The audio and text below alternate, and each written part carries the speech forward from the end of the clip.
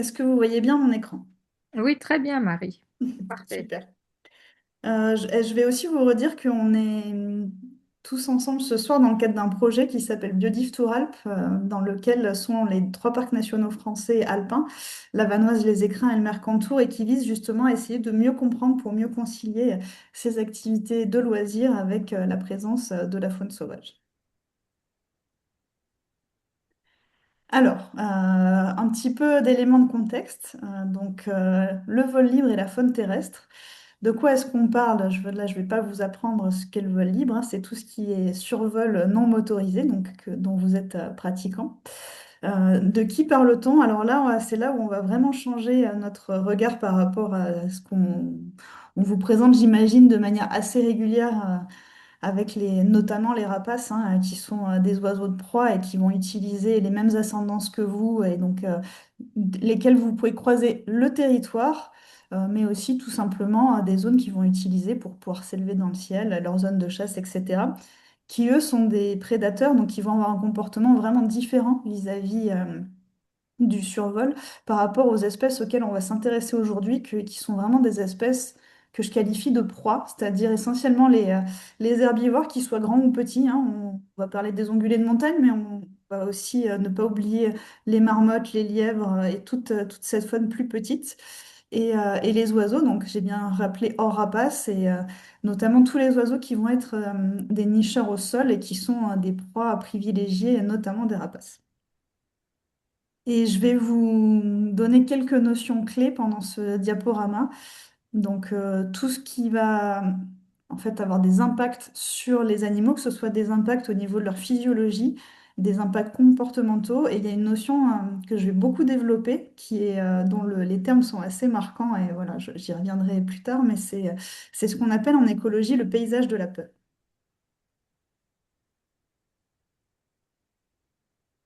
Alors, si les diapos ne passent pas, ça va pas le faire.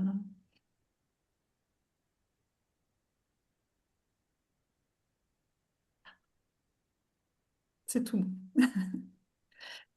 On poursuit sur le contexte sur lequel on est confronté et que vous avez dû constater, j'imagine vous aussi, hein. C'est que toutes ces pratiques de vol libre, elles sont en développement très rapide, avec un essor et une appétence, hein, de plus en plus pour ces pratiques-là.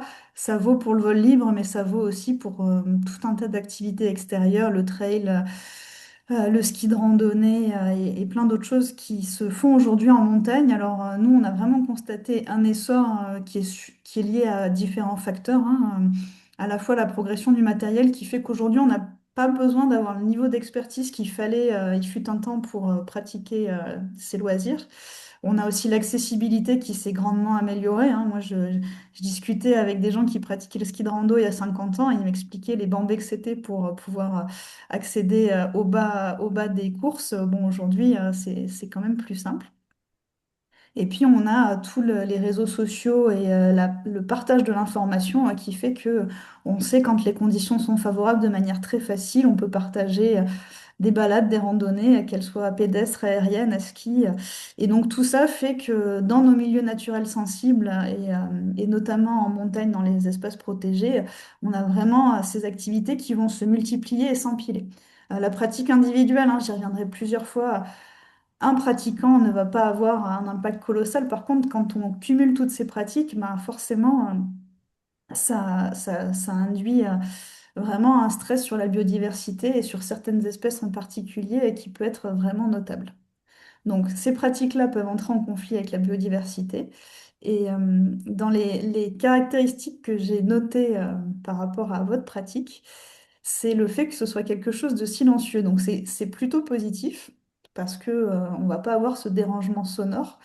Par contre, il y a un côté imprévisible où il arrive parfois que les animaux vous détectent au dernier moment, et donc ils vont être très surpris par rapport à une pratique plus bruyante qui va les alerter bien en amont. C'est vrai que ça fait partie, ce côté silencieux, des avantages et des inconvénients. Et aussi le fait que ben, vous puissiez voler assez proche du sol et donc assez proche de ces animaux-là, parce que ben, vous avez des facilités de changement de direction bien meilleures que d'autres pratiquants qui vont voler plus haut dans le ciel. Alors maintenant, on va parler de dérangement. C'est un terme qui est plutôt péjoratif parce que quand on dérange, en fait, on va modifier le comportement d'un animal parce que, on apporte une perturbation. Donc ça peut être, elle peut être multifactorielle, ça peut être, comme je vous le disais, quelque chose qui va être sonore, quelque chose qui va être visuel, quelque chose qui va leur rappeler un mauvais souvenir ou un comportement de prédation. Mais en tout cas, la définition scientifique du dérangement, c'est la modification du comportement due à une perturbation. Et donc ça va induire différents comportements, différentes réactions en fait.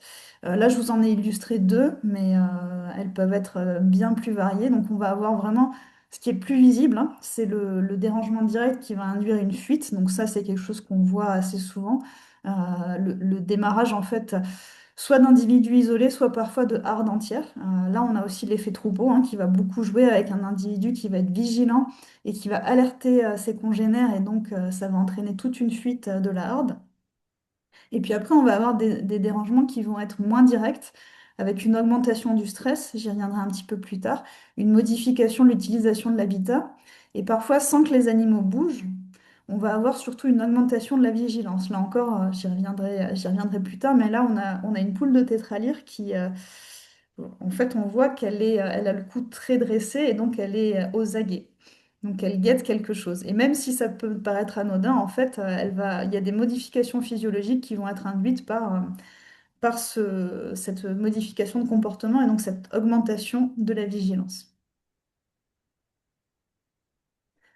Alors les mécanismes biologiques qui s'enclenchent justement suite au dérangement. Donc ils sont très variés. On a la réponse rapide, hein, c'est le stress.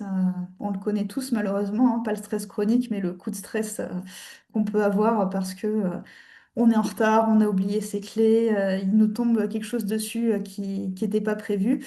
Et donc là, on a une hormone qui est un marqueur du stress dans tout le règne animal, c'est le cortisol. Donc on a une augmentation du cortisol qui va se passer chez les individus. Et ça, c'est vraiment une façon de mesurer le stress. Alors c'est pas simple hein, de le faire, ça a été fait dans différentes études, mais ça veut quand même dire de capturer les animaux, leur faire une prise de sang pour avoir ces dosages-là. Et ensuite, on va avoir des augmentations qui ne sont pas immédiates, mais qui vont se produire beaucoup plus dans la durée. On a documenté, par exemple, que les galliformes de montagne, dans les zones où ils sont très dérangés, et notamment aux abords de stations de ski, ont une excrétion parasitaire bien plus élevée que dans les zones plus tranquilles. Et donc, très certainement, les dérangements répétés, en fait, vont induire un affaiblissement de l'animal, ce qui fait que les oiseaux sont plus sensibles au parasitisme. Et donc, à partir du moment où un animal est dérangé, il va avoir deux choix. C'est ce qui s'appelle le système fight or flight. Donc, le fight, ça va plutôt être ce que vous avez pu constater, j'imagine, tous pendant vos vols avec les rapaces. C'est plutôt la défense de territoire avec des oiseaux qui vont venir parfois au contact, en tout cas qui vont venir très proches pour vous surveiller. Donc là, on est plutôt sur le comportement d'un prédateur qui va défendre son territoire. En revanche, les animaux terrestres, eux, vont plutôt avoir l'autre comportement, le flight, c'est-à-dire la fuite face à un dérangement. C'est très classique. Donc, soit la fuite, comme on l'a dit, hein, une course-poursuite, plus ou moins longue selon les individus. Et on en a d'autres qui ont une stratégie de camouflage, c'est-à-dire qu'ils vont se tapir au sol. Je pense aux lièvres, je pense aux lagopèdes, aux tétralyres, qui en fait ne vont fuir que vraiment au dernier moment, mais en tout cas, ils vont avoir un comportement en réception à ce stress de plaquage au sol. Et même si c'est peu visible, ça reste un stress pour ces animaux-là. Donc, qu'est-ce que ça induit? Ben, forcément, là encore, je vais y revenir pendant le diapo, mais c'est des coûts énergétiques qui vont être élevés. Et d'autant plus si la saison est en hiver, parce que les conditions sont difficiles en montagne, ou en été en pleine période de reproduction pour les femelles qui sont déjà un peu au bout du rouleau parce qu'elles élèvent un petit, elles doivent allaiter, refaire leur réserve de graisse pour l'hiver mais en parallèle. Donc vraiment, la saison est hyper importante. Et c'est pour ça que je vous mets qu'on a des impacts sur la reproduction, clairement, en été, sur des femelles qui vont être allaitantes et qui vont être accompagnées d'un jeune. Sur l'alimentation, parce qu'en fait, chaque fois qu'on fuit, on quitte une zone d'alimentation favorable, mais surtout, on cesse de s'alimenter pendant un certain temps. Et sur la survie, ça c'est vraiment dans les cas extrêmes, quand on a des dérangements répétés, on peut avoir des animaux qui s'affaiblissent et qui pour certains en mourir, alors notamment en période estivale sur des animaux comme les galliformes de montagne par exemple, qui à ce moment-là ont une balance énergétique tout juste équilibrée, c'est-à-dire qu'ils mangent tout juste ce dont ils ont besoin pour passer à cette saison de reproduction. Pardon, cette saison d'hivernage. Et donc là, je voulais vous parler du concept de paysage de la peur. Donc c'est vraiment quelque chose c'est un concept vraiment en écologie comportementale qui est majeur et qui a été beaucoup mis en évidence, notamment par les Américains pendant des études sur les prédateurs et les proies. Et ce concept-là, alors ensuite, vous verrez pourquoi est-ce que je vous parle de ça, hein. En gros, il suppose, ça a été démontré, que la peur de la prédation va avoir autant d'impact sur le comportement des animaux que la prédation elle-même. C'est-à-dire que là, on va prendre le cas qui est illustré, des cerfs, par exemple. En l'absence de prédateurs sur leur territoire, ils vont pouvoir l'utiliser exactement comme ils veulent. Il n'y a pas d'endroit qui sera plus dangereux que l'autre. En revanche, à partir du moment où on remet un prédateur sur le territoire, eh ben, il y a forcément des zones où la prédation va être favorisée. Un des exemples les plus connus dont vous avez dû entendre parler, c'est le Yellowstone, où les berges des rivières étaient très dégradées par le pâturage des cerfs, parce que c'était des zones très appétantes pour eux, et donc ils venaient vraiment brouter et brouter notamment les arbres. Et donc on avait des berges qui s'effondraient parce que plus aucun arbre. À partir du moment où les loups sont revenus, c'était des secteurs beaucoup plus accidentogènes, où le risque de prédation était très fort. Et donc le fait d'être confronté à cette prédation a complètement changé le comportement des cervidés. Donc ça, c'est vraiment quelque chose d'important à comprendre. On a des espèces qui sont très naïves parce qu'elles n'ont jamais été confrontées à la prédation. C'est typiquement les espèces qui sont présentes sur les îles. Là, vous connaissez tous le dodo qui a disparu. En fait, les gens, quand ils sont arrivés à l'île Maurice, ils n'avaient qu'à se servir parce que le dodo n'avait jamais connu de prédateur et donc c'est allé très vite. Il a jamais fui devant un humain. Les cerfs, eux, ils connaissaient pas le loup pendant des générations et des générations. Le loup a été réintroduit dans le Yellowstone et en quelques années, ils ont très vite modifié leur comportement. Donc c'est vraiment quelque chose qui s'apprend. Et pour revenir à nos moutons des survols, les grands rapaces sont aussi perçus comme des grands prédateurs, et notamment par ces ongulés, parce que quand ils sont jeunes, il y a un risque de prédation qui est très fort. En montagne, c'est vraiment le chamois et le bouquetin. Je ne sais pas si vous avez déjà eu l'occasion de l'observer, mais on a vraiment, notamment les aigles, hein, qui vont essayer de forcer la chute des jeunes individus en les poussant quand ils sont en falaise. Et donc, il y a un apprentissage très tôt, très précoce dans la vie de ces animaux, du fait que ce qui vient du ciel est un danger. Et ce qui est bluffant, c'est qu'un bouquetin qui est devenu adulte, eh ben, il va garder cette peur en fait de ce qui vient du ciel. Et donc, ce qui vient du ciel, ça peut être une ombre, ça peut être quelque chose qui surgit d'une crête de manière un petit peu inopinée. Et donc, c'est aussi des parapentes, des planeurs, des deltaplanes. Pour lui, en fait, ça vient du ciel, c'est un danger. Et donc, ce paysage de la peur-là, enfin, c'est un concept qui, pour moi, est très important à comprendre parce que c'est pas la prédation directe, c'est vraiment le fait d'avoir peur qui va modifier le comportement spatial.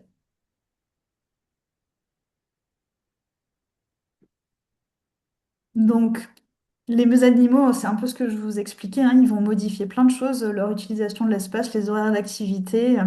Et en gros, ils vont toujours, les animaux sauvages, ils font toujours la balance entre les coûts et les bénéfices d'aller s'alimenter dans une très bonne zone, mais où il va y avoir un risque de prédation, ou d'aller dans une zone un peu moins bonne, mais où on est plus en sécurité. Et donc, on a toujours cette balance coût-bénéfice entre l'accès aux ressources et la sécurité. Et là, je vous ai mis une photo de sangliers pendant le confinement où clairement, ils avaient rapidement compris que les humains étaient partis et que finalement, il n'y avait plus besoin de prospecter la nuit. En fait, le sanglier, à la base, est une espèce diurne, pas du tout nocturne. Mais comme il est extrêmement chassé par l'homme, hein, il a complètement modifié son comportement pour basculer sur un mode de vie nocturne. Et c'est quelque chose qui peut se changer en fonction des pressions qu'on va avoir. Là, je vous ai mis un bouquetin qui, en fait, est allé se réfugier dans une zone où il se sent parfaitement en sécurité. Par contre, clairement, il ne peut pas y rester toute sa vie parce qu'il n'y a rien à manger sur cette falaise. Donc là encore, on est sur la balance. Pour un moment, il a besoin de sécurité, mais à un moment, il faudra qu'il prenne un risque mesuré pour aller s'alimenter.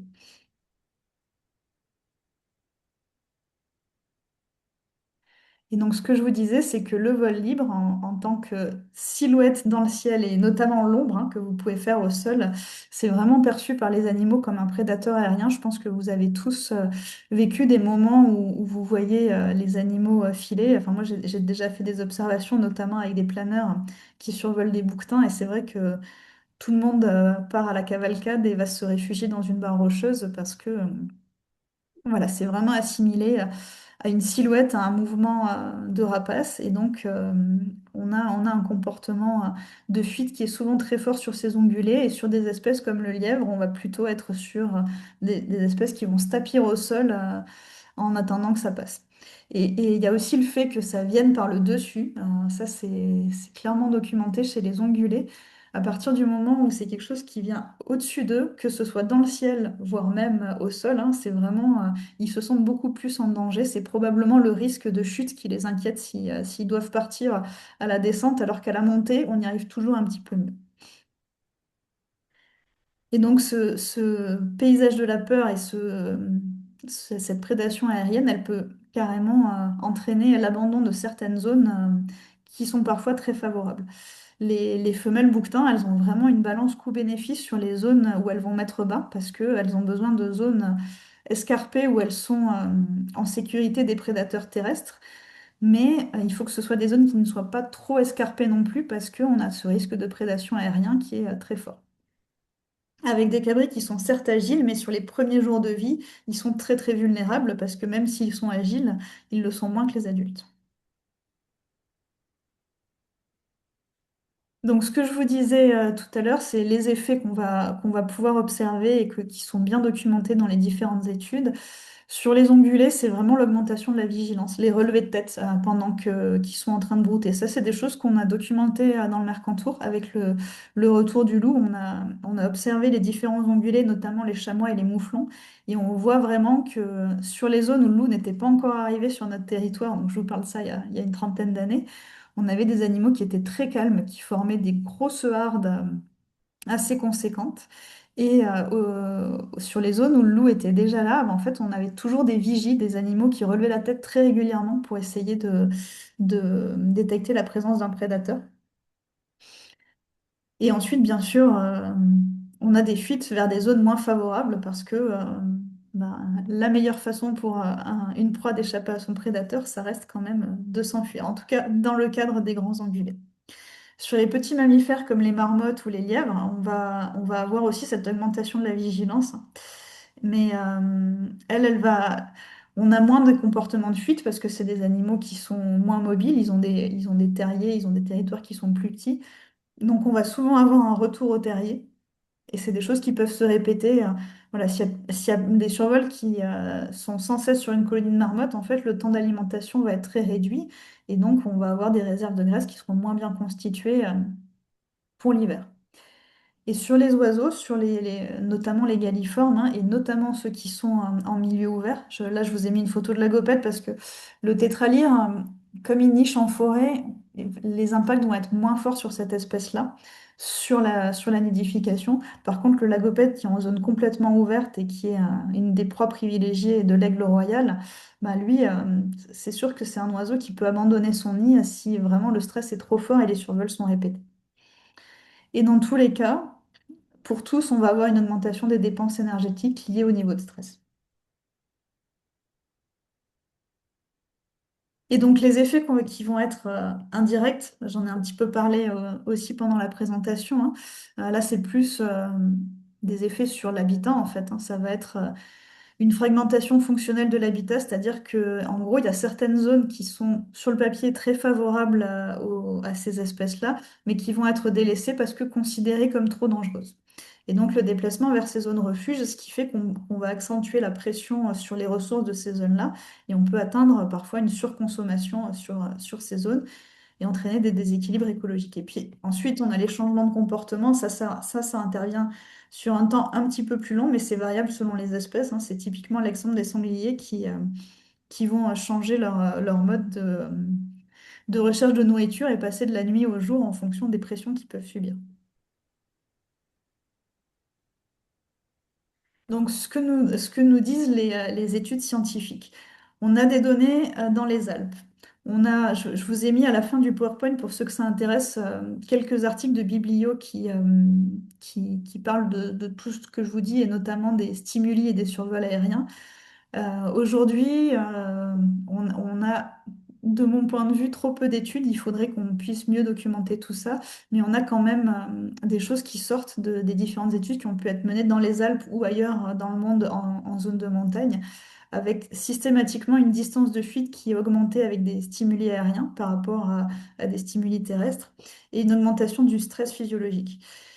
Et donc tout ça va avoir des effets en cascade, ce dont je vous ai déjà parlé, hein, la réduction du succès reproducteur et la modification de l'occupation de l'espace, et donc le fait de délaisser certaines zones qui auraient pu être très favorables mais qui sont trop dangereuses pour les espèces.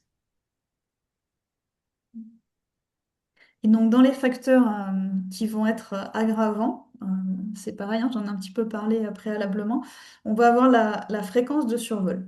Alors, il y a deux choses sur la fréquence de survol, c'est que le fait de s'habituer, en fait, le fait d'être très survolé, les animaux finissent par l'intégrer à leurs habitudes, mais souvent, ça induit le fait de renoncer à certaines zones, parce que le survol va être toujours considéré par les animaux comme un danger, et donc en fait, ils vont délaisser certaines zones. Et au contraire, quand les fréquences sont très faibles et qu'on a très très peu de survol de certaines zones, on va avoir un effet surprise très fort qui peut induire un stress conséquent. Moi, j'ai un collègue qui a vu un bouquetin dérocher comme ça suite au passage d'un parapente vraiment très proche de l'endroit où il était. En fait, il a été surpris et il est tombé. Et pourtant, les bouquetins qui tombent, c'est quand même quelque chose d'assez rare. Ensuite, on va avoir des périodes où les animaux sont plus sensibles, c'est ce que je vous disais. L'hiver, c'est vraiment par rapport au stress énergétique, hein. C'est des animaux qui sont en mode survie pendant cette période hivernale. Donc je pense que c'est une période pendant laquelle vous volez moins, et c'est tant mieux pour la faune sauvage. Et par contre, pendant la période de reproduction, donc de juin jusqu'au mois d'août, on va dire pour les ongulés sauvages, les marmottes, etc., c'est pareil, on a les femelles qui dépensent énormément d'énergie dans l'élevage de leurs jeunes. Et donc, c'est un moment critique de la période du cycle de l'espèce. Et dans le dernier facteur aggravant, ça va être la topographie. Donc, quand on est dans des zones très fermées, des vallons, des gorges, ou des zones vraiment très très forestières, ça va être stressant pour les animaux parce que, ils ont moins d'échappatoire. Mais par contre, notamment en forêt, ils peuvent se sentir, s'il y a une proximité forestière, ils peuvent se sentir très vite à l'abri en forêt. Moi, j'ai observé un aigle une fois qui chassait un chevreuil, comme ça, le chevreuil, il cherchait le moindre arbre qu'il trouvait sur sa course pour se cacher et se mettre à l'abri du prédateur. Et sur les zones accidentées, hein, typiquement sur les grandes falaises, les barres rocheuses, là, le risque, c'est clairement la chute. Mais bon. La coexistence est possible, et je pense que c'est pour ça qu'on est là ce soir, parce que on est content de pouvoir côtoyer cette faune de montagne et de pouvoir tous l'observer. Donc, en gros, moi, ce que je vous ai présenté, hein, c'est ce que je vous disais, c'est des choses qui sont basées sur des études scientifiques. Et je pense que la clé de tout ça, c'est qu'on puisse dialoguer ensemble entre les pratiquants et les gestionnaires d'espaces protégés et trouver des solutions, accepter aussi qu'il y ait des zones de quiétude pour la faune sauvage et qu'on ne puisse pas aller absolument partout. Ça peut être frustrant et je peux parfaitement l'entendre, mais je pense que c'est bien de laisser une petite place pour tout le monde. Et aussi, elle fait d'établir des calendriers saisonniers. Nous, c'est vraiment quelque chose qu'on met en place sur les survols hélicos qui sont obligatoires sur certaines zones du parc, où voilà, on va mettre des calendriers pour qu'ils puissent ravitailler les refuges, par exemple à l'automne, qui est une période moins sensible qu'au printemps. Donc, en conclusion, je vous dirais que oui, le vol libre peut générer un dérangement significatif, mais on a plein de solutions, voilà, en discutant tous ensemble pour mieux habiter cette montagne tous ensemble, on peut trouver des solutions. que le concept de paysage de la peur, et là si vous avez des questions là-dessus, pour moi il est vraiment central pour comprendre ses impacts sur les espèces proies, puisque là on parle vraiment de la faune terrestre, et qu'il faut vraiment qu'on arrive à avoir une gestion raisonnée pour préserver au mieux la biodiversité. Donc maintenant, je vous laisse poser vos questions ou me raconter une anecdote de rencontre avec la faune sauvage. Et je passerai, Hélène, je vous passerai le diaporama si ça vous intéresse et si vous voulez le diffuser. Et donc juste pour vous montrer en bonus, vous avez les références scientifiques de différentes études. Alors c'est en anglais, hein, je suis désolée, c'est souvent en anglais, mais en tout cas, voilà, vous avez quelques références si vous voulez creuser, aller plus loin. Oui, je ferai passer le diaporama. Merci. Puis même, normalement, on enregistre aussi la réunion. Donc, pour les personnes qui n'ont pas pu assister et qui seraient intéressées, je vais demander qu'elle soit accessible. Alors, j'avais une remarque parce que c'est vrai que on parle là beaucoup de vol libre. Alors nous, c'est un petit peu différent parce que le planeur, bon, le vol libre, c'est parapente, deltaplane. Mhm. Mais le planeur, c'est encore, même si on a un principe de vol qui est similaire, on a quand même certaines petites différences. En général, on va moins rester sur place, moins longtemps sur place qu'un parapente, et on va aussi dégager plus vite des zones. Ça, c'est peut-être aussi un avantage qu'on a. Mais donc c'était juste ça et j'aurais voulu savoir, puisque après je laisserai la parole évidemment, les cabris, euh, donc quand ils naissent, évidemment ils sont très fragiles, même si l'aspect de survie fait ils vont vite gagner en indépendance et en, comment dire, en agilité pour pouvoir survivre, pour pouvoir entre autres échapper à des prédateurs. Ils sont, au bout de combien de temps le cabri, il va pouvoir, oui, on va dire, être plus fort pour justement échapper à un prédateur. Alors, en Bon, fait, les femelles, je vais peut-être arrêter le partage, comme ça on se verra tous, ça sera plus sympa, si ça vous va. Hop. Alors, les cabris, donc je vais vous parler pour le chamois et le bouquetin, hein, parce que je pense que c'est ce qui nous intéresse le plus aujourd'hui. En fait, les femelles, elles vont s'isoler pour mettre bas et chercher vraiment une zone dans laquelle elles se sentent en sécurité. Au bout de 12 heures, il est sur ses pattes et il est capable de se déplacer et de suivre sa mère. Par contre, ce qui se passe généralement, c'est les 4-5 premiers jours, elle reste dans cet endroit où elle a eu son petit et elle va faire très peu de déplacements. Donc, là, elle tape vraiment dans ses réserves parce que ben voilà, elle va aller peu s'alimenter, peu boire pour rester avec son petit. Et une fois que ces premiers jours un peu critiques seront passés, en fait, elle va commencer à l'emmener avec elle pour aller s'alimenter. Et au bout de 3 semaines environ, les femelles, elles se regroupent et elles font ce qu'on appelle des nurseries. Et donc, à partir de ce moment-là, les cabris, ils suivent, hein, vraiment, ils peuvent faire des dénivelés parfois assez impressionnants et surtout, les femelles, elles regroupent leurs jeunes. Ils vont être 15-20 ensemble. Il y en a une qui va rester avec eux pour les surveiller, pendant que les autres, elles vont pouvoir aller gagner des zones d'alimentation favorables. Et donc pendant tout ce temps-là, en gros, ils sont sur la surveillance d'une ou deux femelles et ensuite elles tournent. Donc c'est quand même assez bien fait. Mais on peut dire qu'au bout de 3 semaines, ils sont déjà vraiment beaucoup plus forts. C'est vraiment les premières semaines de vie qui sont extrêmement critiques. Et donc, la fin en général de la période de reproduction, je dis des dernières naissances, c'est début juillet, Alors, les naissances, 15 juin. en général, on va dire, le chamois commence à partir du 15 mai jusqu'à la fin du mois de juin, en gros, hein, parce qu'on a toujours des D'accord. exceptions. Oui, oui. Et le bouquetin, on est plutôt sur du 15 juin jusqu'au 15 juillet. D'accord. Donc, en D'accord. fait, jusqu'à début août, jusqu'au 10 août, on va dire, on a des animaux qui sont assez vulnérables. D'accord. Merci.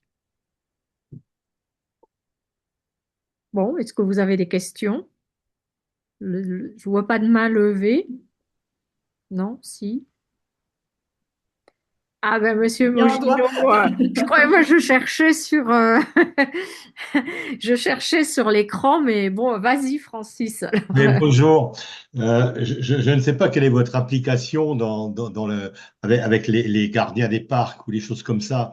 Ce qu'on a du mal à comprendre, nous, et c'est tout à fait respectable parce que l'étude que vous avez faite, elle est tout à fait compréhensible.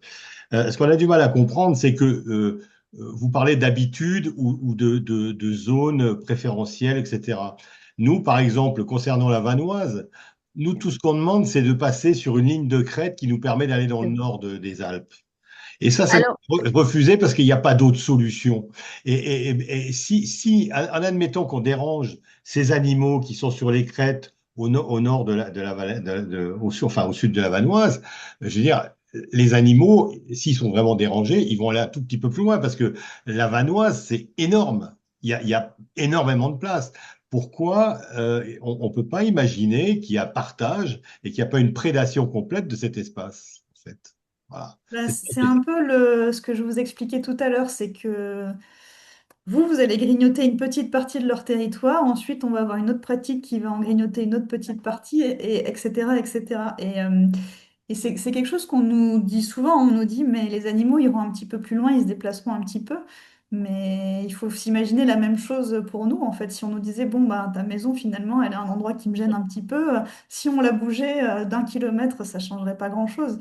Et c'est là où, en fait, c'est important de comprendre cette notion de zone la plus favorable. Si les animaux sont là, c'est parce que c'est là qu'ils trouvent les conditions les plus favorables pour eux. Donc j'entends la frustration, mais en tout cas, avec la casquette de gestionnaire d'espaces protégés, on essaie d'appliquer au maximum ce principe de précaution. Juste une question, vous parliez tout à l'heure que vous étiez dans le Mercantour, Mhm. mais vous avez la vision globale, je dirais, de l'ensemble des Alpes, ou enfin en France, hein, je parle simplement.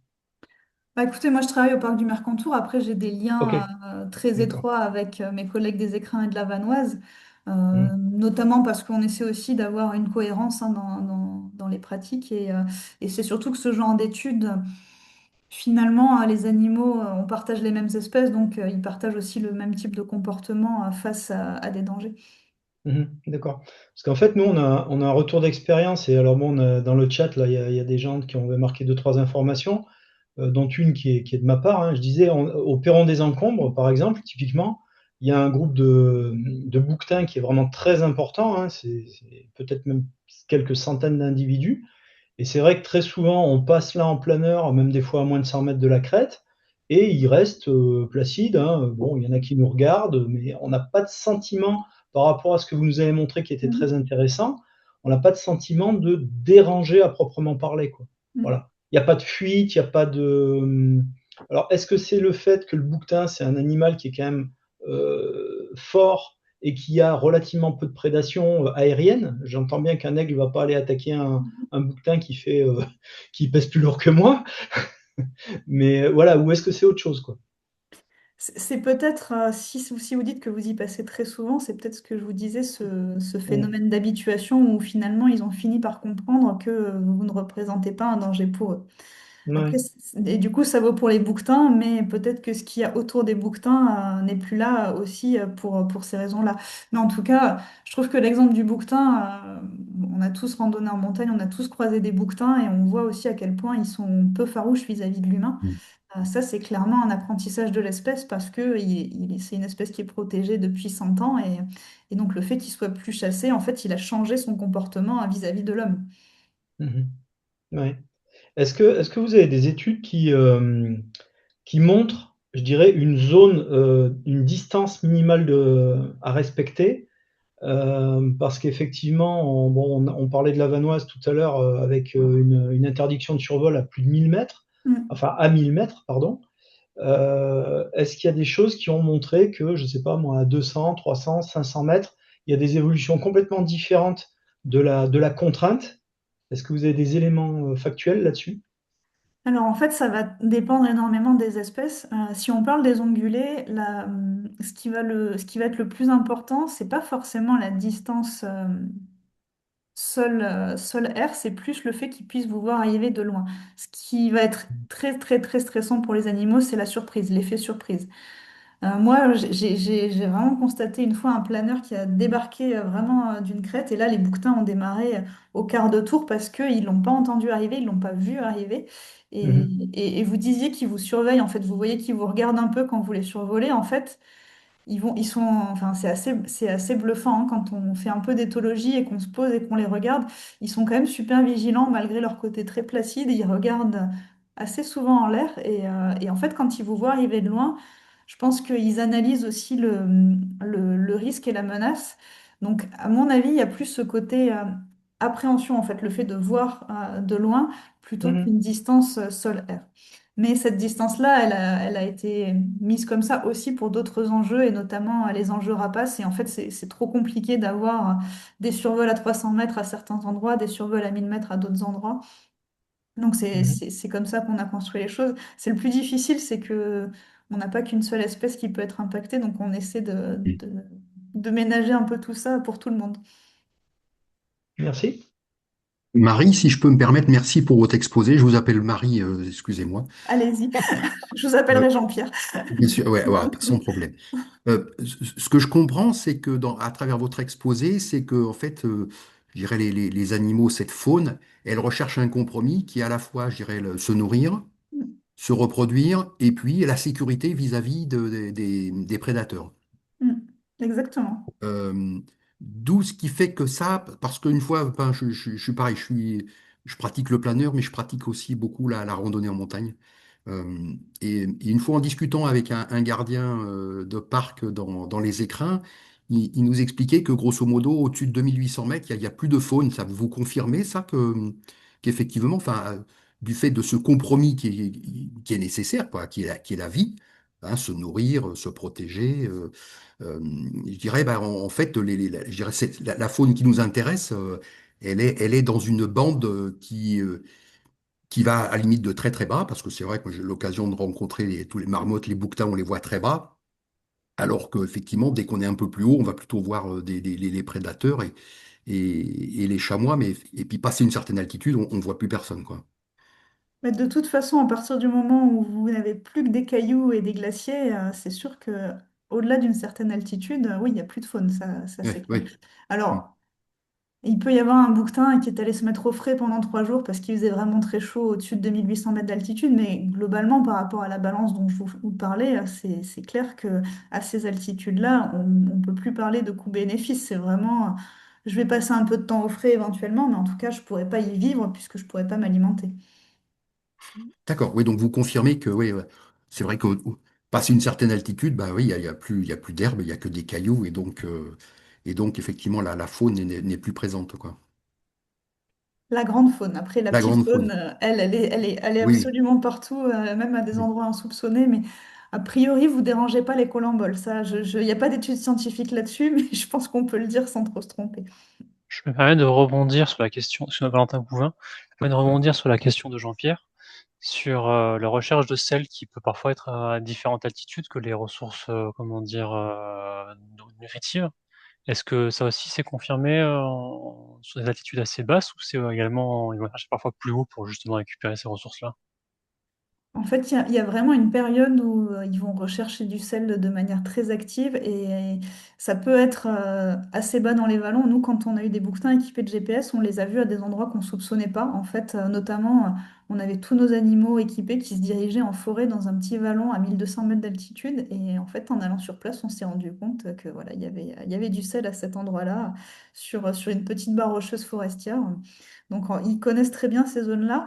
Et sur l'altitude, ce qu'ils adorent, et que vous avez tous dû constater, hein, et ils peuvent monter assez haut pour rechercher ces zones-là, nous, on a une crête frontière qui est parsemée de blocos militaires et qui sont parfois vraiment hauts hein, sur des points stratégiques.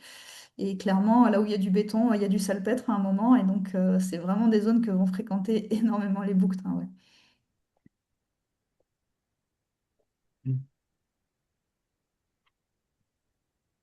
Alors, je crois que qui est-ce qui avait levé Bonsoir, la main? vous m'entendez? Ouais, très bien. Oui, bonsoir Ouais. Marie, c'est Marius de l'aérodrome depuis Moisson. J'ai une question, enfin juste pas exactement en lien avec votre exposé, mais par exemple, dans le col de la Vanoise, sur le col de l'Iseron, on peut voir beaucoup de randonneurs en moto et en voiture. Ça fait beaucoup de bruit et pourtant, nous, on fait pas de bruit. Je comprends très bien le fait que on puisse surprendre les animaux en altitude parce qu'on fait pas de bruit et qu'on arrive assez rapidement. Et est-ce que vous avez fait des choses à ce niveau-là ou pas? Alors, c'est très compliqué de travailler sur le bruit. Il y a les Australiens qui ont un peu travaillé dessus, mais en tout cas, à ma connaissance, je crois que la Vanoise a commencé à travailler là-dessus, justement, sur ce col-là et sur un autre, hein, il me semble. Nous, on a un gros sujet sur le col de la Bonnette aussi, où Mhm. on a beaucoup de bruit avec beaucoup de motos.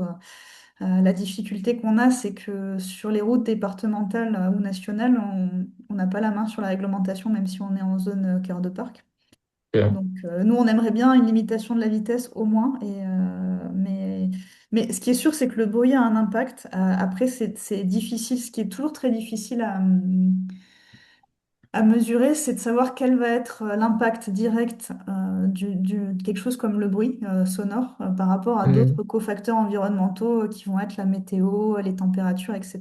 Sur les survols, c'est plus facile entre guillemets de faire de l'éthologie parce qu'on peut avoir du comportement direct de l'action-réaction.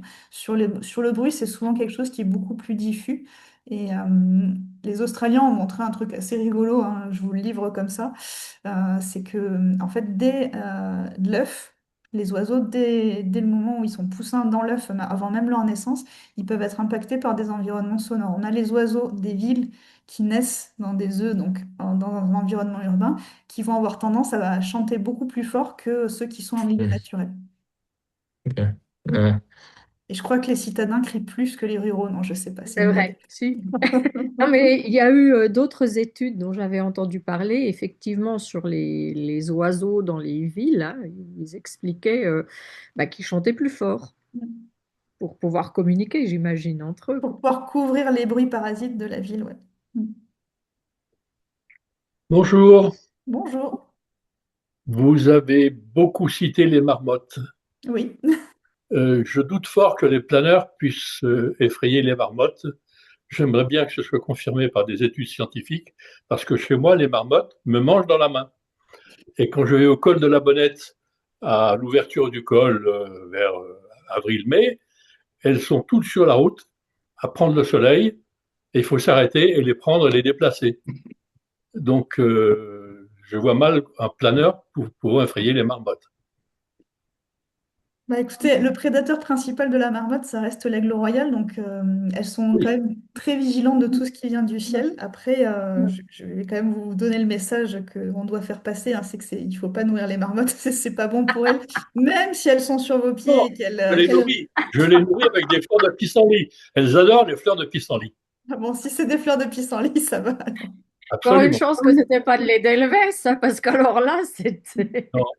À 1000 mètres d'altitude, il n'y a que des pissenlits. En fait, les marmottes, c'est pareil, hein, si vous prenez un peu de temps pour les observer, c'est de très bons ornithologues. Elles savent très bien reconnaître les silhouettes dans le ciel des rapaces. Et elles vont faire la différence entre un vautour et un aigle, par exemple. Donc l'aigle va représenter un danger alors que le vautour, pas du tout. Et sur la marmotte, on va avoir, c'est un peu ce qu'on évoquait tout à l'heure, hein.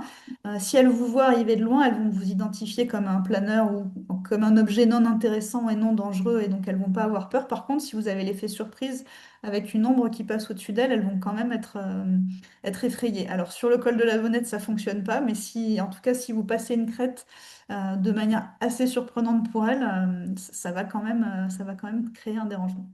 Ouais, bon, peut-être, mais en général, elles sont dans les prairies, hein.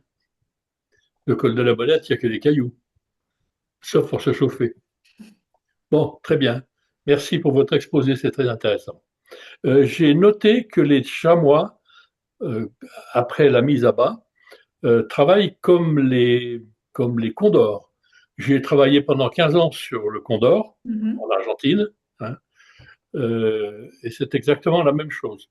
Une fois que les condors volent, c'est-à-dire à peu près 1 an et demi après la naissance, il y a un ou deux instructeurs qui prennent en main entre 5 et 10 poussins et leur apprennent à voler, pendant que les autres vont chercher à bouffer. C'est incroyable. C'est intéressant. Je le savais pas. Bah, Voilà. on a aussi la même chose pour les poissons. Il y a des nurseries. Enfin, moi, je nage beaucoup sous l'eau. Et notamment, vous entendez parler du dodo. J'étais beaucoup à l'île Maurice. Et je l'ai remarqué, mais pas que là, hein. Il y a des nurseries, notamment dans les coraux, avec les bébés qui sont au milieu des coraux. Et vous avez des adultes, quelques adultes, et qui vont garder, qui tournent et qui les surveillent. C'est assez impressionnant. En fait, nous, les humains, on est quand même un petit peu... on est moins évolué par rapport à certaines choses, notamment par rapport à ça. Non, c'est vrai. Sur le partage des tâches de l'élevage, je pense, ouais.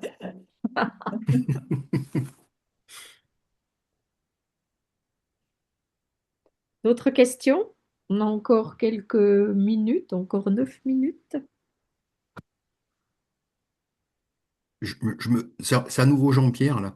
Je me Oui, faisais une Jean-Pierre. réflexion, c'est que, et puis je vois les réactions, c'est qu'en fait, nous, dans nos planeurs, on est aussi des observateurs des comportements des animaux. Euh, Tout à l'heure, je sais plus, je crois, enfin, une personne évoquait les bouquetins sur le perron des encombres. Moi, j'ai aussi observé, notamment sur une falaise qui s'appelle Auribeau dans les Alpes du Sud, vous avez qui est environ à 2 300 mètres et vous avez une communauté aussi de bouquetins. Et quand vous passez, et on a aussi observé que le passage de planeur, et là, il y en a beaucoup, je dirais, et sans, enfin, on voit que les animaux, en fait, sont habitués et puis effectivement ne bougent pas. Donc, donc, je sais pas, est-ce qu'on pourrait pas, nous, de notre côté aussi, enfin, vous aider à travers les observations que nous faisons. Enfin, je dirais, il y a de la matière qui Mhm. permet peut-être d'enrichir des études. Je sais pas ce que vous en pensez, mais alors je dis ça parce que Oui, au cours de ma carrière professionnelle, j'ai travaillé à une époque en bord de mer. Et là où je bossais, on avait une convention avec une association qui s'occupe des cétacés. Et notamment, on contribuait sur l'observation du comportement de dauphins à proximité des côtes. Et dès qu'on envoyait, voilà, on remplissait un petit questionnaire et on envoyait. Donc, ouais, je pense qu'aussi, nous, avec nos planeurs, on pourrait contribuer sur certaines études et par les observations que nous faisons. Voilà, c'est un peu une remarque que je voulais faire. Mais je pense que ben, moi, je suis tout à fait d'accord avec ce que tu dis. Ça, c'est des choses qu'on proposerait et que j'aimerais bien proposer parce on est des observateurs, on peut être utilisé, entre guillemets, j'aime pas trop le mot, mais puisqu'on a quand même quelques compétences, on pollue quand même pas trop, contrairement à certains appareils. Et on peut aussi être utilisé notamment comme observateur pour les départs de feu, des choses comme ça peut être utile parce que dans des régions, alors peut-être pas en Vanoise parce que c'est probablement moins, quoique avec le réchauffement Mm. climatique, on ne sait pas, mais dans des régions, notamment peut-être le Mercantour, les régions plus au sud, ça pourrait peut-être être utile. Et effectivement, on serait tout à fait favorable à participer à des études en tant qu'acteur ou observateur, je ne sais pas. Ça peut on peut en discuter, hein, Marie, prochaine réunion. En Alors, tout cas, je pense que toute donnée est bonne à prendre et ce qui serait super intéressant, c'est de pouvoir filmer en fait quand vous survolez ces animaux. Alors, je ne sais pas dans quelle mesure est-ce que c'est possible, hein, mais de pouvoir avoir des petits films parce que c'est vrai que c'est toujours intéressant. C'est ce que je vous expliquais sur le paysage de la peur, hein, comment ça a été documenté. C'est la tête qui se relève, l'augmentation de la vigilance et donc ce genre de choses. Si on peut l'avoir en vidéo, ben, c'est super précieux parce que c'est beaucoup plus facile à décrypter ensuite, avec toujours une hauteur par rapport au sol à laquelle vous vous trouvez. Et c'est clair que ça nous donnerait des billes. Je pense que ça fait partie des suggestions qui peuvent être faites pour la suite du programme. Ouais. Oui. Pour information et pour aller dans le même sens, j'ai écrit plusieurs histoires comme ça sur nos relations avec les différents animaux. Il y en a qui ont été publiées dans Vol à Voile magazine. J'ai un site web avec toutes ces histoires et je peux vous les communiquer si ça vous intéresse. Vous pouvez nous envoyer le lien vers le site, ouais, déjà. Ce serait chouette. Voilà. Je voudrais également rebondir. Vous m'entendez bien? Oui. Oui, très bien, Hein. Jean-Michel. D'abord, vous remercier, Madame, pour cette présentation. C'est toujours intéressant. Vous faites un métier passionnant et sachez que beaucoup de vélivoles s'intéressent à ce que vous faites. Moi, je voudrais rebondir sur ce qui a été dit un petit peu plus tôt à propos du fait que, par exemple, au-dessus de 2800 mètres, la faune était beaucoup moins dense, beaucoup moins riche et donc beaucoup moins fragile, si j'ai bien compris. Est-ce qu'on ne pourrait pas imaginer des limitations en termes d'écart d'altitude, de hauteur de survol qui soient variables en fonction de l'altitude? C'est-à-dire maintenir la règle des 1000 mètres en basse couche, mais par exemple, au-dessus de 2005, réduire la hauteur de survol à 500 mètres, j'invente des valeurs, hein, et au-dessus de 3000 mètres, le réduire à 300, puisqu'on sait que les impacts sont beaucoup moins forts au fur et à mesure qu'on monte en altitude. Est-ce que cette gradation a déjà été imaginée dans vos cercles de réflexion? Alors là, on est plus sur des volets réglementaires qui, en tout cas, dépendent moins de moi. Et je pense que la règle des 1000 mètres, elle a été faite pour qu'elle soit claire et homogène pour tout le monde. Mais en tout cas, ces gradations, enfin, ça paraît pas impossible. Mais après, à voir avec les personnes qui sont plus en charge du réglementaire dans nos établissements, ouais. C'est Oui, des choses que vous avez déjà suggérées. Je ne sais pas, ça c'est une question pour Hélène. non, pas vraiment, mais Jean-Michel, comme tu viens d'y penser, oui, je sais pas, mais après, c'est toujours le problème. Bon, la règle des 1000 mètres, enfin, si c'est l'histoire des décrets, donc de toute manière, c'est pas vraiment les parcs, mais après, c'est le problème des chartes de chaque parc. Donc, oui, ça peut se voir, je pense, c'est peut-être des choses qu'on pourrait envisager, faudrait nous-mêmes ficeler déjà le truc de manière bien carrée. Et puis, il faut pas que ce soit trop compliqué non plus, parce qu'il faut que ce soit applicable. C'est ça, je pense Oui, que c'était cette notion Oui. d'applicabilité pour nos Mm. collègues qui sont sur le terrain et qui vont contrôler derrière. Je les, Ah pense oui. que c'est ce qu'il y a derrière. les vélivoles ont la réputation d'être des gens rigoureux et respectueux non seulement de l'environnement, mais aussi des règles qui nous sont imposées, et elles sont nombreuses et dans plein de domaines d'ailleurs. Je pense qu'il y a peut-être une chose à gratter dans ce domaine, notamment pour les corridors dont on a parlé tout à l'heure, et Mm. prendre notamment l'exemple de ce qui a été fait dans le parc des Écrins, où ça a l'air de bien fonctionner. Mm. Pourquoi ne pas faire la même chose sur la Vanoise avec justement ces restrictions, on va dire, légèrement assouplies pour ces corridors? Ben, écoute, on, on travaille sur le sujet là par rapport à la Vanoise. Donc, on te donnera des nouvelles d'ici quelques jours. Est-ce que Nous, on est vous moins êtes concernés parce qu'on a Ben quelques oui, sommets au-dessus de 3000, mais bon, c'est quand même oui. pas la Puis, majorité du Mercantour, quoi. puis On là, a de c'est la, la... on a de la vie presque partout chez nous. Ben oui, c'est ça aussi. Vous vous êtes rapproché des écrins, parce que les écrins, il y a cette altitude de 2800 mètres dont on parle justement, c'est tout à fait étonnant. Il y a des couloirs, ils sont extrêmement respectés, et donc à partir du moment où les règles sont un peu plus souples, et elles sont respectées. Après, si on force les gens à ne plus venir du tout, on pousse au crime. C'est ce qui va finir par se passer. Ben, Si on n'a aucun moyen de voyager à un moment donné, quoi. Si on vous dit, vous allez traverser une rivière, mais tu ne pourras pas prendre le pont qui ira jusqu'à la source de la rivière pour traverser, et à un moment donné, ça ne va pas le faire, quoi. C'est pas possible. On ne peut pas être aussi strict que ça. Enfin bon, ça, écoute, et les écrans, c'est quand même un oui, très très bon exemple, quoi. Ça marche. ben oui.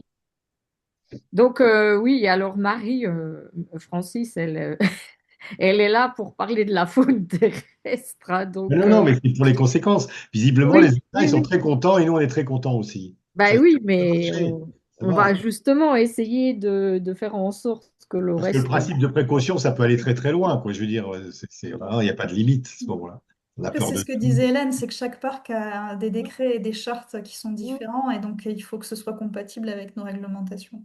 Oui, c'est ça, parce que tu peux, si tu regardes la hauteur de survol des 1000 mètres, c'est un décret, je crois, hein, Mhm. Marie. Donc ça s'applique en gros à tous les parcs nationaux. Mais en plus, chaque parc a une charte qui lui est propre, avec sa propre réglementation. Donc ça fait beaucoup de choses. Donc on est obligé au final aussi de travailler avec chaque parc parce que en raison Oui, c'est des clair. spécificités de chaque parc. C'est intéressant de voir ce que fait le voisin, c'est toujours la même Tout chose. à fait. Bien sûr. Voilà. Il y a Bien. encore des mains levées, je ne sais pas si on a encore 5 minutes. Allez, on a encore 5 minutes.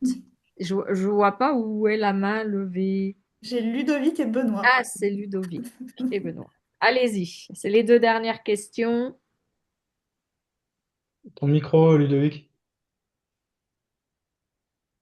On n'entend pas. Ludovic, Le, mets ton micro. Ludovic, on ne t'entend pas. Là, normalement, ça devrait être mieux. Ouais, c'est Ah, bon. c'est mieux cette fois-ci. Bonsoir, merci beaucoup pour la présentation, merci beaucoup pour toutes ces réponses. Euh, alors, j'étais au Versou, donc près de Grenoble, il y a quelques temps, il y a 2, 3 ans. Maintenant, je suis à Bunau, donc Bunau-Bonnevaux, donc complètement différent environnement. Mais je pose des questions là parce que j'ai un petit passé à la fois d'étudiant écologue et puis d'acousticien. Mhm. Et dans un bureau d'études sur les transports notamment, qui s'appelle le CEREMA, et qui a un département de bioacoustique, qui bosse sur la gêne, la gêne sonore, notamment donc en psychoacoustique, mais côté animal, on va dire, et enfin, côté faune sauvage. Et notamment, oui, ces problèmes d'émergence là qui sont donc de- d'arrivée très forte d'un son et du nombre, puisque si on parle d'un stimulus visuel, sont des choses qui, même chez les humains, hein, en fait, engendrent un stress qui est phénoménal, avec des pics de cortisol qui sont très très forts. Et effectivement, vu que ça dépend de la distance, moi je me dis, il y a en fait, enfin, l'émergence en fait va dépendre de la distance. C'est sûr que si quelque chose arrive très proche, il va arriver très très fort, très vite. Et est-ce que cette émergence sonore a été mesurée ou est-ce qu'il y a eu des études sur ça, sur le fait que suivant cette distance justement, on a moins on a une arrivée qui est plus graduée. Donc ça c'est ma première question. Et aussi je me permets donc d'abonder un petit peu dans ce que vous disiez tout à l'heure, dans les propositions de travail en commun. Je me dis, il y a peut-être moyen même de encore plus systématiser. Si vous faites des études scientifiques avec publication, etc., il y a peut-être moyen même de systématiser avec les passages de planeurs aux altitudes données et de vérifier l'impact sur la faune, s'il y en a un, en termes comportementaux, et d'avoir potentiellement des caméras ou des GPS sur les animaux, avec des trackers sur les animaux, et donc de voir un petit peu les effets sur le comportement, mais en termes purement éthologiques, quoi. Voilà. Donc je ne sais pas si c'est une proposition qui est acceptable, qui peut être relayée ou qui peut être imaginée. Mais voilà, je voulais la poser un petit peu là, parce que c'est super intéressant et à mon avis, il y a énormément de données à récupérer de nos passages. Je vais Voilà. commencer par la fin du coup. Désolé, c'était un peu long. ça rejoint ce que j'évoquais. Absolument. Je pense que c'est tout à fait envisageable et nous, écologues, on est tous curieux de tout, mais après, il y a toujours la question des moyens humains et financiers. Donc là, on se voit ce soir dans le cadre d'un projet européen sur lequel on est allé chercher des financements. Je pense que ça vaut vraiment le coup. Enfin, en tout cas, moi, ça fait partie des choses que je pourrais remonter à mes collègues pour la suite, si suite il y a. Euh, Clairement, je pense que ça pourrait être super intéressant et de grouper, en effet, on a des animaux qui sont équipés de colliers GPS sur certains territoires et notamment en Vanoise, de pouvoir le grouper avec des passages, d'avoir à la fois de l'observation donc directe des comportements plus les déplacements GPS, parce que des fois, finalement, le déplacement, il va intervenir quelques minutes après le passage, on va pas forcément pouvoir le filmer, mais par contre, le GPS, lui, nous donnera des lignes. Donc, je pense qu'il y a plein de choses à faire et c'est tellement aussi multifactoriel que c'est difficile voilà, de toujours attribuer la perturbation à un événement en particulier. Mais je suis d'accord, je pense que vous pouvez être une source d'information hyper importante. Et Ludovic, oh, et pardon, juste, Marie, juste pour répondre sur le son, pas à ma connaissance en tout cas sur cette distance. Euh, j'ai connaissance des travaux du CEREMA, notamment sur les amphibiens et ces soucis de perturbation sonore. Mais en tout cas, dans les milieux de montagne et sur des espèces cibles qu'on n'a pas ciblées, on ne l'a pas fait. Et c'est vrai qu'on a eu 15 fois la discussion, notamment sur les cols routiers, de travailler à cet effet du son. Et on s'est dit, quelle espèce modèle est-ce qu'on choisit? On n'a pas tranché. Comment est-ce qu'on élimine les cofacteurs? On n'a pas tranché. Donc, pour l'instant, on en est, on en est là. On a toujours nos questions dans notre boîte à questions. Ludovic, est-ce que tu pourras me donner ton téléphone et tes Oui, coordonnées comme ça? oui, oui, pas de J'ai problème. j'ai droit à une Je petite vais t'envoyer question. un mail. Oui, vous avez été très patient. Ben, j'avais une question du même ordre que Ludovic, c'était à propos de l'ombre portée, savoir s'il y avait des études qui existaient. Et alors, quand je parle d'ombre portée, euh, pour le cas qui nous intéresse, nous, les planeurs, il faudrait que ça soit une étude qui travaille sur l'ombre portée, mais dans nos conditions de vol. Je veux dire par là que on n'a quasiment jamais le soleil à notre verticale quand on est sur une crête. L'aérologie fait que les courants qu'on utilise font que quand on survole une crête, on survole des faces ensoleillées et notre ombre portée, elle est jamais à notre verticale. Donc c'est ça qu'il faudrait prendre en compte pour avoir une réelle étude sur l'impact que ça peut poser. Moi, je vais mettre un peu les pieds dans le plat, hein, et ne le prenez pas comme une agression, hein, mais je trouve, et vous l'avez dit vous-même, qu'il y a finalement assez peu d'études spécifiques pour notre activité.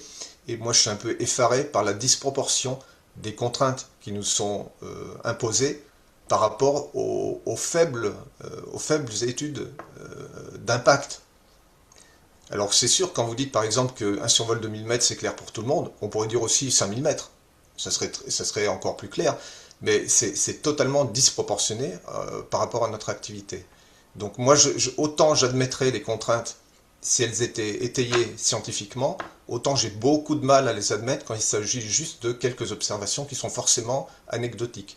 On a donné des exemples là sur le chat, mes collègues ont parlé du Perron des Encombres, de la Tournette. Moi j'ai un site à Challes-les-Eaux où on fait beaucoup d'écoles sur le Margeria. Quand il y a du vent du sud, on reste des heures sur cette crête du Margeria dans la combe sud où on voit une cinquantaine de chamois tout le temps. Et ils bougent à peine quand on arrive. Et visiblement, ils n'ont pas quitté la zone, puisque ça fait quand même quelques dizaines d'années qu'on vole là, et ils sont toujours présents, et ils sont très nombreux, vu qu'ils ne sont pas chassés, enfin, ils sont chassés une toute petite partie de l'année. Voilà. Donc moi, ce qui me préoccupe, c'est la disproportion entre les contraintes et les études qui pourraient les justifier. Je dis bien qui pourraient, hein. Moi, pour l'instant, je ne suis pas très convaincu. J'entends. J'espère que vous ne m'avez pas trop pris comme quelqu'un d'agressif. Non, non, et puis moi, je le prends pas personnellement non plus, hein. Enfin, voilà. Quand on travaille pour un parc national, on est habitué aussi à ce genre de réaction parce que, comme je vous le disais, en fait, chaque pratique se défend. Et moi, ce que je vois aussi beaucoup, c'est que je vous rejoins sur le fait que la pratique individuelle ou d'une activité en particulier, parfois ne va pas avoir un très fort impact. C'est plus l'empilement de ces pratiques-là. Et il y a un principe qui est cher aux parcs nationaux, c'est aussi l'esprit des lieux. Alors, je sais que vous avez une activité qui est douce, qui fait peu de bruit, etc. Mais on en a plein d'autres qui nous disent la même chose. Et c'est vrai que voilà, on applique quand même souvent un principe de précaution sur ces activités en mettant aussi en avant le fait qu'on ait des petits confettis à l'échelle du territoire national et qu'on représente moins de 1% du territoire métropolitain. Donc, euh, donc voilà la réponse que je peux vous faire. Après, comme je l'ai dit en préambule, on n'est pas là pour faire le procès du vol libre, autorisé ou non en zone cœur de parc.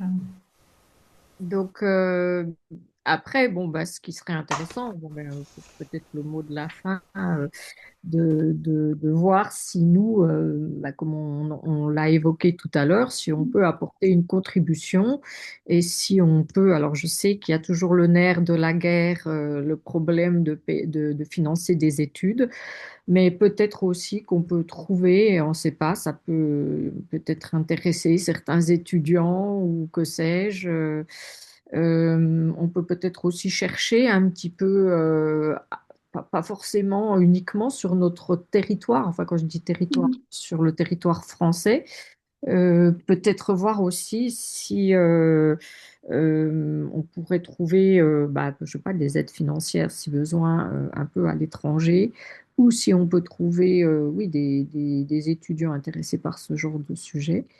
Et, euh, et donc, bah oui, nous, on pourrait voir comment on peut s'organiser pour contribuer à ça, au moins de manière en tant que pratiquant. Oui, Voilà. ouais, ouais, je pense que, enfin voilà, comme on l'a dit, au plus on aura de données et au mieux on pourra ajuster en Oui, fait bien sûr, oui, tout à fait. ces Étayer, ces contraintes et améliorer la cohabitation au maximum. bien sûr. Donc, Marie, est-ce que je vous laisse le mot de la fin? Eh En tout oui. cas, moi, ce que je voulais vous dire, c'est que, voilà, on n'adore pas mettre des contraintes, hein. Si on les met, c'est aussi parce qu'elles s'imposent à nous par une réglementation et par un certain principe de précaution. Et en tout cas, voilà, je suis convaincue que ceux qui étaient là ce soir, euh, la faune sauvage vous est chère aussi, et sinon, vous ne seriez pas présents. Donc, je pense qu'on a beaucoup, beaucoup de points communs et qu'il faut qu'on essaie de travailler au mieux ensemble. Bien sûr.